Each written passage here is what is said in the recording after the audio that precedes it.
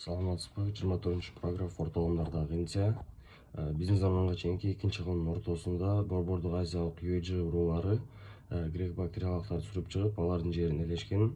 Андан кийин алар монгол уруулары хундардын кызмасында Чыгыш Түркүстан аркылуу алар бактериялыктардын жерин ээлешкен. Ал жерин ээлеп, алардын өзүнүн маданиятын ошо бактериялыктардын маданиятын кабыл алышкан. Алардын падышасы Катвиз 2 болгон. Кушан мамлекети түзүлгөн. Кушан Катвиз 2-нин тушуасында алар парафия жери менен салгылашып жеңишке жетишкен. Андан кийин алар Индияга жортулуу жасашып, Инд жана Ганг дарыяларынын жээгин, башкача айтканда Индиянын жарымын басып алышкан. Ошентип алар Индияны басып алгандан кийин ал жер эки жердин маданияты биригип, Индиянын ошо маданиятынын өнүгүүсүнө алып келген.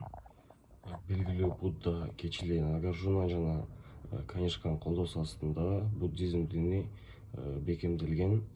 Гималай өрөөнүндө өкүм сүргөн брахманизм дини толугу менен сүрүп чыгарылган эмес. Биздин замандын 2-кылымында Кушан мамлекети кулаган. Андан кийин Индияда саясий дезинтеграция жүрүп, 4-кылымда гана Ганг дарыясынын өрөөнүндө Гупт мамлекети түзүлгөн. Ал эң кубаттуу мамлекеттердин бири болгон. Өзүнүн түштүгүн Дели менен басып алган. Бирок 5-кылымдардын ортосунда хун нефталиттердин басып алышынан кийин, ошо 5-кылымдын аягында бул Гупт мамлекети кулаган. Анан элдердин улуу көчү доорунда Индиянын аймагынан хун элиттер жана гуджалар басып киришкен.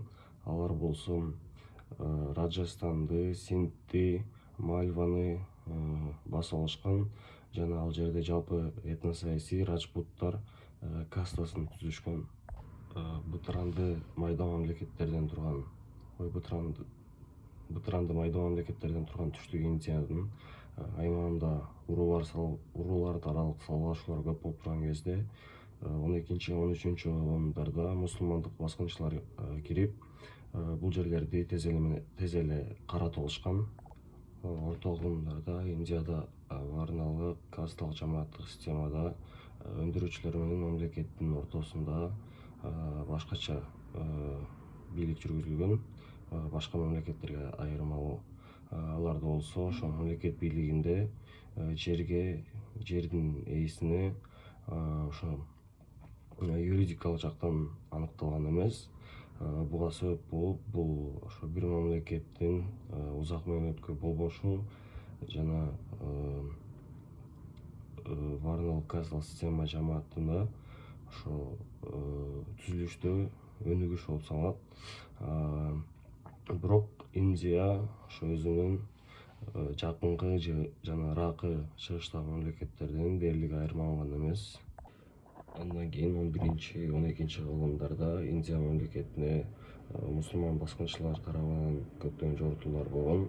Ал жортуулардын бири бул 1206-жылы Кутбаддин Айбектин басып алышы болгон. Ал ошо өзүн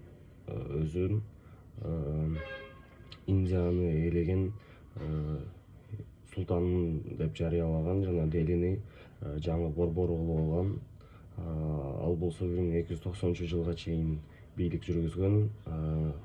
Бийлик жүргүзгөн убакта администрациялардын башында тажрыйбалуу, билимдүү мусулмандыктар же көбүнчө перстер турган. Ал индиялыктар ошо мусулмандарга вассал катары баш ийишкен жана алым төлөөгө милдеттүү болушкан.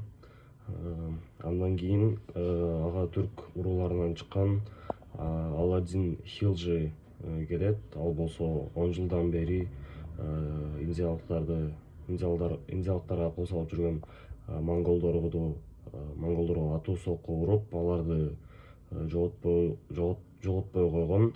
Андан кийин ал чыгыш Индияга, Деканга жортулдарды жасап, бир нече аймактарды басып алган.